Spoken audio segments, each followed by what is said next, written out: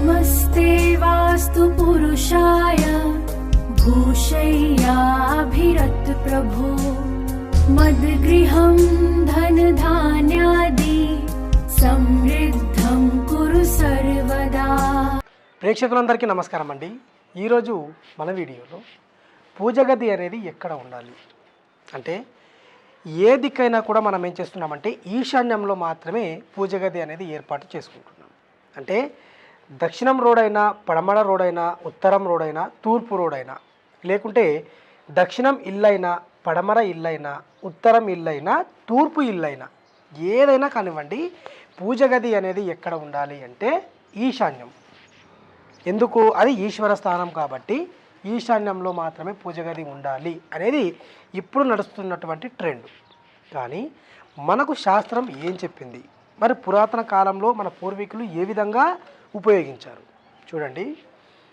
ఒకవేళ దక్షిణంలో రోడ్డు అంటే దక్షిణ దిశ యందైనచో మీ పూజ గది అనేది గృహక్షత అనే పదంలో ఉండాలి. తర్వాత పడమర దిశ యందైనచో పుష్పదంత అనే పదంలో ఉండాలి. తర్వాత ఉత్తర దిశ యందైనచో బల్లాట అన్న పదంలో ఉండాలి. తర్వాత ఒకవేళ తూర్పు దిశ యందైనచో మహేంద్ర అనే పదంలో ఉండాలి. అంటే మీరు ఇక్కడ చూడండి,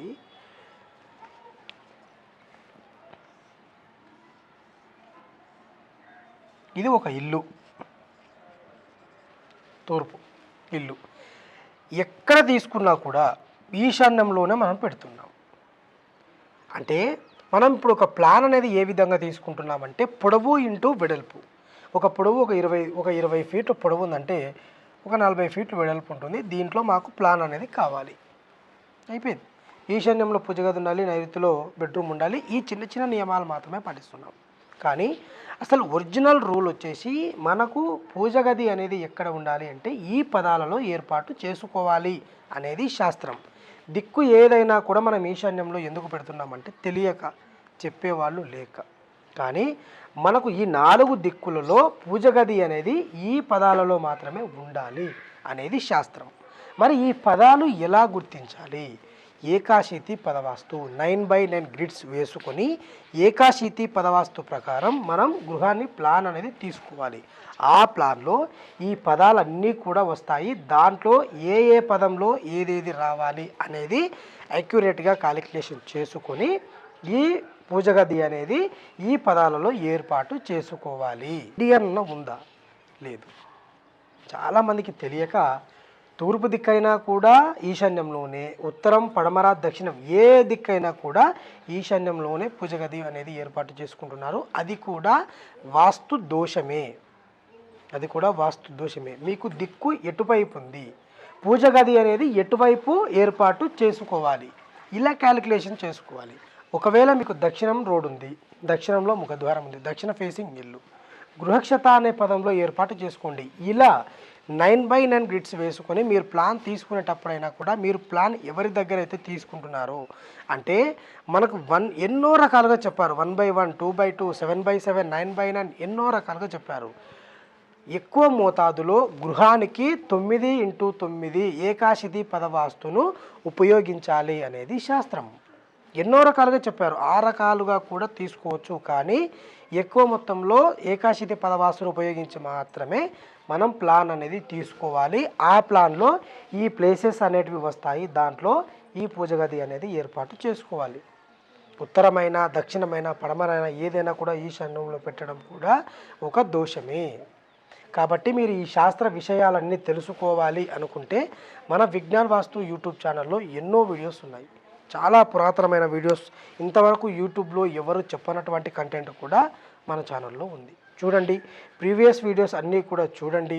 ఏ నియమాలు ఉన్నాయి, ఇంటికి ఏ నియమాలు పాటించాలి, ఒక వాస్తు అవగాహన తెలుసుకోవాలి, వాస్తు గురించి తెలుసుకోవాలి అనుకునేవారు మన విజ్ఞాన్ వాస్తు యూట్యూబ్ ఛానల్ చూడండి, పరిశీలించండి, వాస్తు గురించి తెలుసుకోండి, సరైన పద్ధతిలో మీ గృహాన్ని నిర్మించుకోండి. ఈరోజు చెప్పిన వీడియో మీ అందరికీ అర్థమైంది నేను అనుకుంటున్నాను. మరొకసారి చెప్తున్నాను, పూజ గది ఏ దిక్కైనా కూడా ఈశాన్యంలో పెట్టకండి.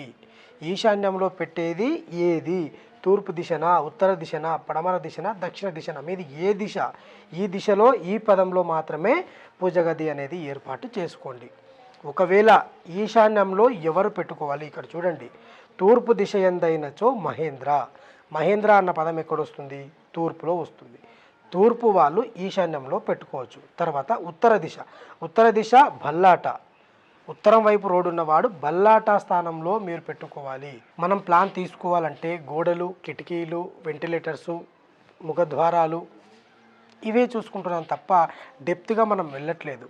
ఎందుకంటే డెప్త్గా మనం ఎప్పుడైతే వెళ్తామో ఈ శాస్త్రంలో ఉన్నటువంటి అన్నీ కూడా మనం తెలుసుకుంటామో దానికి ఉన్నటువంటి పవర్ ఏదైతే ఉందో అది మన ఇంట్లో జనరేట్ అవుతుంది. దానివల్ల మనం ఆరోగ్యంగా, అన్యోన్యంగా, సుఖ సంతోషాలతో ఉంటాం. కాబట్టి పూజ గది నియమాల గురించి మీరు ఈరోజు తెలుసుకున్నారు అని నేను అనుకుంటున్నాను. మరొకసారి చూడండి, మన ఛానల్లో ఉన్న ప్రతి ఒక్క వీడియో చూడండి, వాస్తు గురించి తెలుసుకోండి. మరొక వీడియోతో మళ్ళీ కలుద్దాం.